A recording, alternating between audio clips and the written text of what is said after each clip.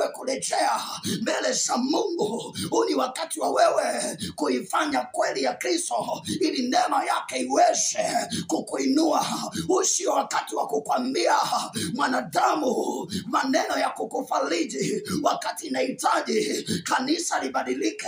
Leo watu wavivu kuomba wananunua mafuta ili yawasaidie kwenye safari, ili yawasaidie kwenye maisha yao, ili yawasaidie kwenye maofisi yao. Huu ni wakati wa kurudi kuomba Mungu. Amesema katika Mathayo 7 mstari wa 7, anasema ombeni nanyi mtapewa.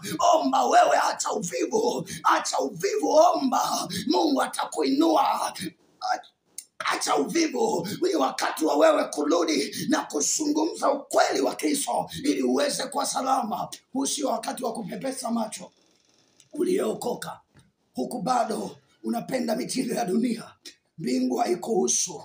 Kuna watu hapo makanisani wako busy zaidi na simu zao, wako busy na kufuata muda, hawaangalii mapokeo ya nguvu ya Mungu iko wapi. Leo watu wanavaa ovyo, leo watu wanavaa visketi vya ajabu, watu wanavaa vigagro viko wazi wazi, mabega wazi wazi, matiti wazi wazi, mapaja wazi wazi, na wanasema tunamtukuza Mungu. Labda kama unamtukuza bibi yako, huu ni wakati wa wewe kuweza kubadilika. Huu ni wakati wa wewe kuweza kumwabudu Bwana katika roho na kweli. Huu ni wakati wa waabudu halisi, wa mwabudu Baba katika roho na kweli, maana hizi ni nyakati za mwisho. Huu sio wakati wa kushagana na kutangaza ushoga. Huu ni wakati wa kanisa la Mungu kusimama kwenye maombi. Taifa letu bila maombi haliwezi kwenda.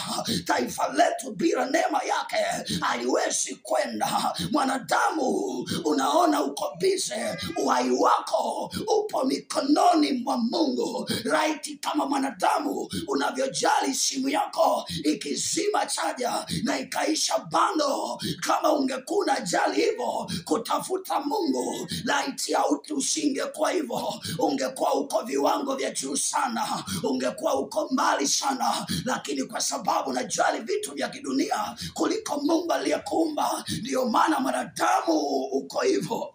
Baba uliye mbinguni, kwa mamlaka ulionipatia, kila madhabahu zilizokamata huyu mama, kila madhabahu zilizokamata huyu kijana, kila malango yaliyokamata hawa watumishi, malango yaliyokamata hawa watu, yawaachie kwa jina la Yesu. Milango iliyofunga